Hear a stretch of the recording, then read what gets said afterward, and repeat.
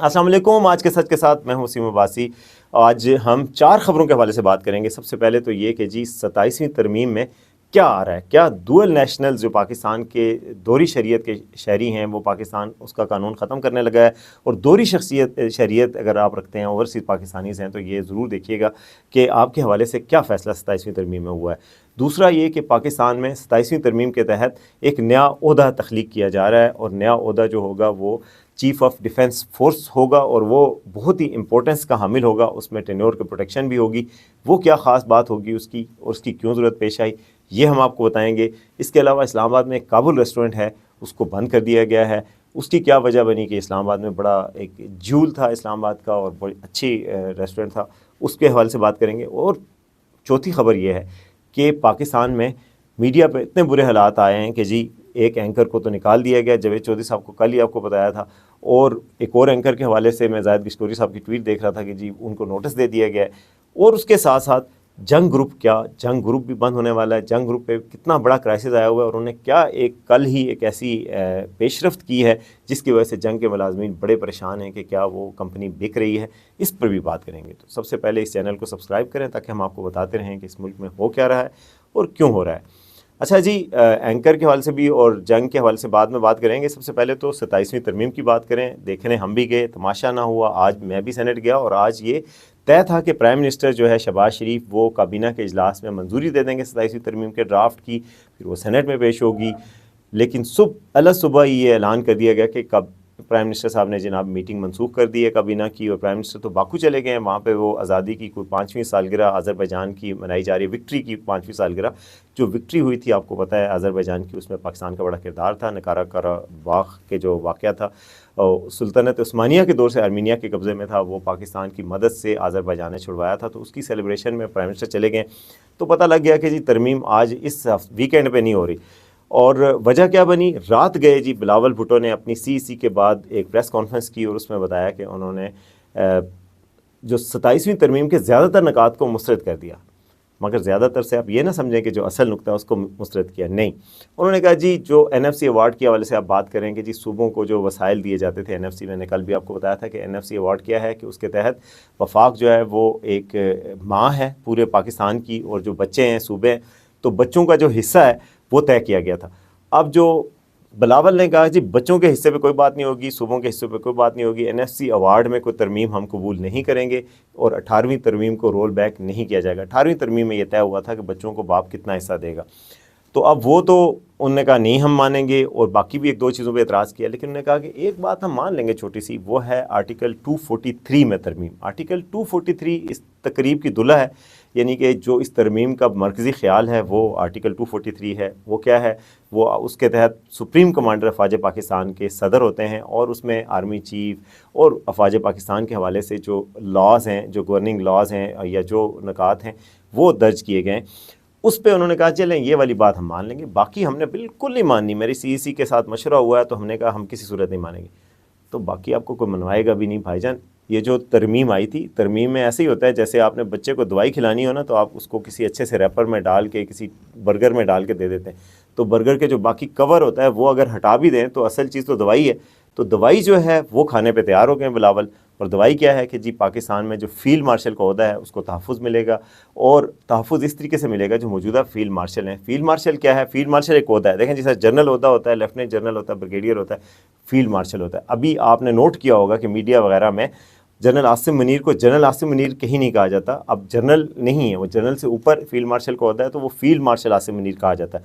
Army chief वो हैं क्योंकि वो तो एक कमांड पोस्ट है कि जी आप पूरी आर्मी के चीफ हैं, मगर जनरल नहीं है, वो फील्ड मार्शल जनरल से एक स्टेप ऊपर है, वो 5 स्टार जनरल है।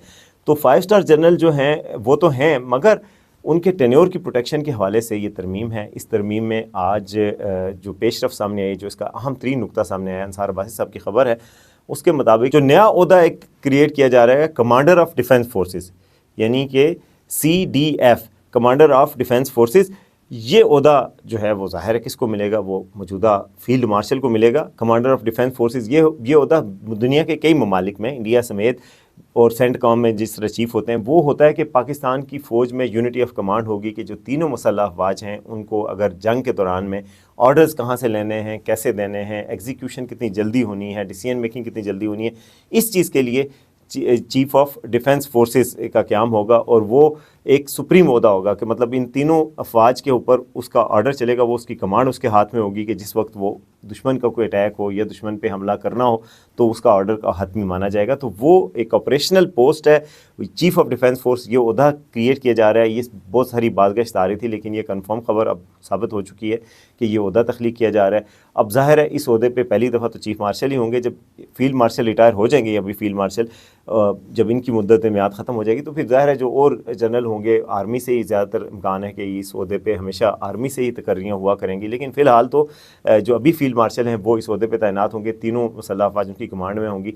तो ये बात कोई नहीं हो रही कि जी सदर जो सुप्रीम कमांडर है उसका इख्तियार ख़त्म किया जा रहा है, वो तो होंगे सुप्रीम कमांडर, लेकिन जो फील्ड के कमांडर हैं वो चीफ ऑफ डिफेंस फोर्स ये होंगे। ये ओहदा क्रिएट किया जाएगा और इस ओहदे की ख़ास मुद्दत होगी। तो इस ओहदे की जो मुद्दत होगी, चाहे 5 साल हो, तो वो ज़ाहिर है अभी जब तरमीम पास होगी तो उससे शुरू होगी। तो आप सोचें कि 2027 से शुरू हो तो 32 तक 5 साल जाते हैं, ये जितने भी साल होगी मुयाद, तो इस तरह टेनोर को प्रोटेक्शन मिल जाएगी, यूनिटी ऑफ कमांड होगी, मारगाह की जीत का एक और उसके जीत के बाद जो है वो उसको और सेलिब्रेट करने का एक ज़रिया बन जाएगा। और ये उसके साथ लिंक करके ये तरमीम की जा रही है। तो जो सबसे इंपॉर्टेंट तरमीम है वो यही तरमीम है।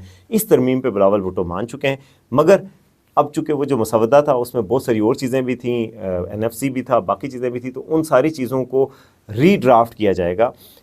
पीपल्स पार्टी की हिमायत के बगैर ये तरमीम पास नहीं हो सकती। ज़ाहिर मौलाना के बगैर हो सकती है, लेकिन पीपल्स पार्टी के बगैर नहीं हो सकती। तो जाहिर है पीपल्स पार्टी ने अगर कह दिया है NFC पे तो वो नहीं हुआ, इसीलिए वो दोबारा मसवदा आएगा, मंडे को वो मसवदा पेश किया जाएगा। लेकिन ये मैं आपको बता सकता हूँ कि ये जो 27वीं तरमीम है इसने पास होना ही होना है, इसने पास होना ही है। इसकी शक्ल क्या होगी, इसमें ये जो 243 आर्टिकल है इसने भी पास होना है। बाकी जो कुछ भी हो वो ज़ेब दास्तां के लिए, उसकी कोई परवाह भी नहीं है और ना कोई इतनी अहमियत है। वो जिस तरीके से भी करेंगे, MQM ने कहा जी लोकल बॉडीज़ इलेक्शन को लाजमी करा दिया जाए, 4 साल बाद मेयर की मियाद हो, उनको भी फ़ंड ट्रांसफ़र हो, वो सारी चीज़ें उन्होंने कहा है। कुछ और चीज़ें भी शामिल की जा रही हैं। जो सबसे इंपॉर्टेंट बात है जो हम डिस्कस भी कर रहे थे, बल्कि कुछ लोग कह भी रहे हैं, वो मैं शुरू में मेंशन करना भूल गया हूँ, वो भी आपको बताता हूँ कि जी डुअल नेशनलिटी को ख़त्म किया जा रहा है। अच्छा जी, डुअल नेशनलिटी को ख़त्म करने के हवाले से चल रहा है और पाकिस्तान में बहुत सारे लोग कह रहे हैं कि जो स्पोर्ट्समैन हैं बाहर पाकिस्तान के रहते हैं, वो 2 शहरियत रखते हैं, वो पाकिस्तान के लिए खेलते हैं, बड़ा क्रूशल रोल प्ले करते हैं, बाकी जो डुअल नेशनल हैं उनका क्या होगा। तो ये तजवीज़ ज़रूर है डुअल नेशनलिटी की ख़त्म करने के हवाले से, लेकिन इस पर मैं आपको वाज़ेह कर दूँ कि डुअल नेशनलिटी इस तरीके से नहीं ख़त्म होगी कि जो भी दोहरी शहरियत रखता है सारे पाकिस्तानी उनकी ख़त्म की जा रही है। जो सियासी और अहम ओहदे रखते हैं, जो पाकिस्तान की फोर्सेस में हैं या ब्यूरोक्रेसी में हैं, उनके लिए डुअल नेशनलिटी ख़त्म करनी होगी। उनको 6 माह का वक्त दिया जाएगा तजवीज़ के मुताबिक, और 6 माह के अंदर उनको चूज़ करना होगा कि वो कनाडा के शहरी बनेंगे या पाकिस्तान के शहरी। अभी आपको पता ही है कि पाकिस्तान की ब्यूरोक्रेसी में ख्वाजा आसिफ साहब ने पिछले दिनों धमाका किया था कि जी पाकिस्तान की ब्यूरोक्रेसी में आधे से ज़्यादा लोग तो ऐसे हैं जो बैरून मुल्क की शरीयत रखते हैं, क्योंकि ज़ाहिर है वो वक्त पे सेटल हो जाते हैं कि जी हमारे पास पासपोर्ट आ जाएगा, दुनिया में जिधर चाहें सफ़र कर सकेंगे। तो ये ब्यूरोक्रेसी में और डिसीजन मेकिंग के जो इदारे हैं उनमें अगर आप डुअल नेशनल होंगे तो फिर ज़ाहिर है पाकिस्तान की कौमी सलामती को ख़तरा हो सकता है। तो मेरे ख्याल में तो ये तजवीज़ बिल्कुल ठीक है कि कम अज़ कम डुअल नेशनल सरकारी ओहदों पे नहीं होने चाहिए। तो ये तजवीज़ है, ये आम तौर पे नहीं लागू होगी। जो मेरी अभी तक के इतलात हैं, जो आम डुअल नेशनल्स हैं जो पाकिस्तान के बाहर काम करते हैं, उनके पास एक और नेशनलिटी भी है, वो पाकिस्तान पासपोर्ट पे पाकिस्तान वापस आना चाहते हैं, तो उनके लिए ये ऐसा नहीं होगा और वो पाकिस्तान आ सकेंगे। तो ये अभी तक जो तजवीज़ सामने आई है उसमें सरकारी मुलाजमिन के लिए डुअल नेशनलिटी है, सबके लिए नहीं है। तो ये तरमीम के हवाले से मैंने कहा आपको ये 2-3 चीज़ें हैं जो बता दी जाएँ। दूसरी खबर की तरफ आते हैं कि पाकिस्तान में मीडिया के कितने बुरे हालात हैं कि कल ही जावेद चौधरी साहब का आपको मैंने बताया था कि उनको खुदाफिज़ कह दिया गया एक्सप्रेस ग्रुप की तरफ से। बहुत ही अब्रप्टली कहा गया। जो बातें मैंने कल आपको बताई थी वही बातें कल वीलॉग में जावेद चौधरी साहब ने खुद भी बताई हैं। मेरी दोबारा भी उनसे बात हुई थी तो उन्होंने अपना बताया कि जी इस तरह वो आए, जो उनके प्रेसिडेंट हैं एक्सप्रेस ग्रुप के, और उन्होंने उनको कहा कि जी हमारा सफ़र इख्तिताम पजीर हो रहा है। तो अलबत्ता उन्होंने कहा कि मैंने जाते हुए उनको एक पैगाम दिया लखानी साहब के लिए, जो एक्सप्रेस ग्रुप के मालिक हैं, उनके लिए मैंने पैगाम दिया। तो मैंने कहा कि क्या पैगाम दिया, तो उन्होंने कहा जी वो पैगाम ये था कि लखानी साहब आपके साथ काम करके मज़ा नहीं आया। यानी कि होता ना कि सच्ची मोहब्बत नहीं मिली। तो 19 साल काम उन्होंने किया लेकिन सच्चा प्यार उनको नहीं मिला, और उन्होंने कहा कि जी मज़ा नहीं आया। लखानी साहब ने ज़ाहिर है जिस तरीके से उनको अब्रप्टली निकाला है, आज मैं देख रहा था बहुत सारे और लोग भी कह रहे थे कि एक्सप्रेस में यही होता है कि जिस तरह निकाला जाता है बस फटाफट निकाला जाता है, बल्कि कई लोगों को दरवाजे के अंदर दाखिल नहीं होने दिया जाता सामान कलेक्ट करने के लिए भी। बहरहाल ये तो एक्सप्रेस की बात थी, बाकी मीडिया ग्रुप्स के भी बड़े बुरे हालात हैं। सुनने में ये आ रहा है कि जी जंग ग्रुप ने भी जो जंग के मुलाजमीन हैं उनको किसी एक और कंपनी के हवाले करने का फ़ैसला किया है और सर्विसेज को आउटसोर्स करेंगे। उसमें ऑडिट का होगा उस मुलाजमीन का, और जो 60 साल से ऊपर के हैं उनको फारिग कर दिया जाएगा, जो बाकी हैं उनको रखा जाएगा। इस हवाले से मैंने जंग ग्रुप के कुछ ज़िम्मेदार लोगों से बात करने की कोशिश की तो उन्होंने कहा कि जी उनको अभी तक इसका नहीं पता। गो के ज़राए जो हैं मेरे बता रहे हैं कि वहाँ पे ये बाकायदा 2-3 दिन से ये डिस्कशंस चल रही हैं इस्लामाबाद ऑफिस में, और जंग ग्रुप भी और तनख्वाहों के हवाले से भी बहुत लेट हो रहे हैं। जियो में जंग है, मुलाजमीन को तनख्वाहें बहुत लेट मिल रही हैं और क्राइसिस का शिकार हैं। पता नहीं किस तरह का क्राइसिस है भाई, इश्तिहारात तो मिल रहे हैं इदारे को। इससे अच्छा वक्त तो इदारे पे नहीं आना कि इस इदारे को इस वक्त कोई भी बुरा नहीं कह रहा। हुकूमत और अरबाब इख्तियार जो है उन सब के साथ अच्छे ताल्लुकात हैं, तो तुक तो नहीं बनती। इससे पहले वहाँ पर जो दूसरा स्टाफ है, छोटा स्टाफ, उन सबको फारिग कर दिया गया। अब वहाँ पर जो कॉफ़ी भी बनाना है ना वो ख़ुद बनाते हैं बेचारे एडिटर्स, जो जर्नलिस्ट हैं वो ख़ुद बनाते हैं। तो स्पोर्ट्स स्टाफ को पहले ख़त्म किया गया, अब दूसरे स्टाफ को भी मर्ज किया जा रहा है। यही हालात और जगहों पे हैं। GNN से लोगों को निकाला गया है, डॉन के इश्तिहारात बंद हैं, उनकी तनख्वाहें कितने अरसे से रुकी हुई हैं। तो मीडिया का मॉडल ही शायद बदल रहा है और शायद फ्यूचर में आप सब को यूट्यूब पर ही देखेंगे या फिर डिजिटल मीडिया में देखेंगे। शायद ये सस्टेनेबल नहीं रहा, तो जो भी है, लेकिन ये एक अफसोसनाक बात हो रही है। अब आते हैं आज की आखिरी खबर की तरफ, और वो है जी काबुल रेस्टोरेंट। आप अगर इस्लामाबाद में रहते हैं और तो आपने काबुल रेस्टोरेंट ज़रूर देखा होगा। F7 एक इस्लामाबाद का पोश एरिया, जिन्ना सुपर मार्केट, वहाँ पर काबुल रेस्टोरेंट है और बहुत अरसे से कायम है, कई दहाइयों से कायम है और बड़ा मशहूर है। वहाँ के जो काबुली पुलाव है, वहाँ के टिक्के हैं बीफ के, बड़े मशहूर हैं, सब खाते थे, हम भी खाते थे, मैं भी बहुत दफ़ा जाता हूँ। मैं पर्सनली काबुली फ़ूड को बड़ा पसंद करता हूँ, उनका टेस्ट भी बहुत अच्छा है। मगर उनके हवाले से 2 दिन से सोशल मीडिया पे चल रहा था कि जी भाई उन्होंने वो कैश पे पेमेंट लेते हैं, वो डिजिटल अदायगियों के निज़ाम के साथ मुंसलिक नहीं हुए। यानी आप क्रेडिट कार्ड लेके जाएँ, डेबिट कार्ड लेके जाएँ, बैंक ट्रांसफ़र करवाएँ तो वो नहीं करते, वो कहते हैं जी हमें कैश दें।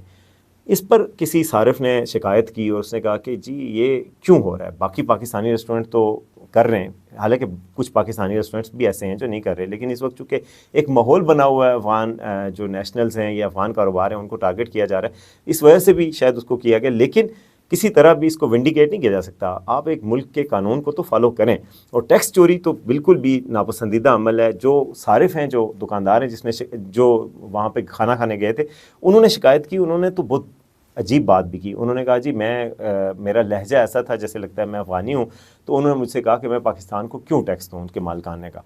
तो ये बात तो बहुत ही बुरी है। अगर आप यहाँ रह रहे हैं, यहाँ से पैसे कमा रहे हैं, अपने बच्चों को पाल रहे हैं, तो आप टैक्स ना दें पाकिस्तान को, ये तो किसी तरह काबिल कबूल बात नहीं।